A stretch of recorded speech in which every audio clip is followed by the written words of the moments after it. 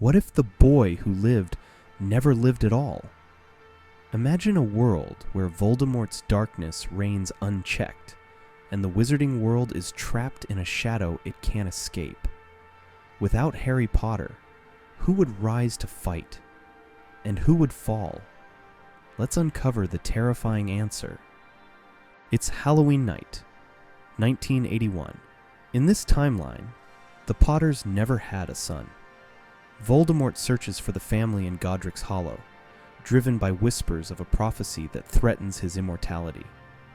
But without Harry, the prophecy is meaningless. Instead of facing defeat, Voldemort storms through the wizarding world, slaughtering anyone who opposes him.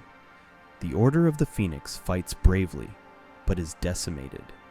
Without the pivotal event of the Dark Lord's initial downfall, hope begins to wither. By the late 1980s, Voldemort's control is absolute. The Ministry of Magic falls under his dominion, turning into a tool for his reign of terror.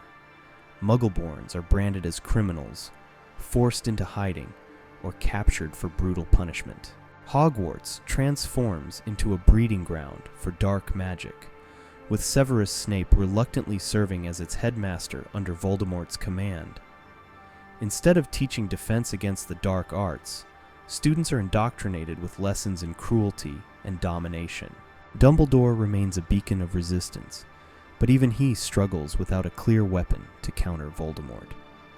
The prophecy spoke of a savior born at the end of July, yet no such savior exists. Desperate, Dumbledore begins placing his hope in Neville Longbottom, a boy whose life is unremarkable, but who shares the same prophecy's birth date. Neville, raised by his strict grandmother, lacks the confidence to believe he could ever be a hero. He watches helplessly as his world collapses around him, wondering if he'll ever find the courage to fight back. The Weasley family becomes a central part of the resistance. The twins, Fred and George, use their genius for mischief to create weapons and traps for the underground movement. Ron, driven by anger and loss, grows into a determined, though reluctant fighter. Hermione Granger, a brilliant Muggle-born who never attended Hogwarts, leads a secret network to protect others like herself. Living in constant danger, she emerges as one of the Resistance's most resourceful and fearless leaders. As the Resistance grows bolder, they discover one of Voldemort's Horcruxes. Dumbledore leads a daring mission to destroy it, hoping to weaken the Dark Lord.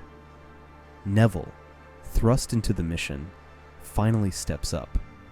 In a moment of unexpected bravery, he destroys the Horcrux, but at a devastating cost. This act ignites a spark of hope.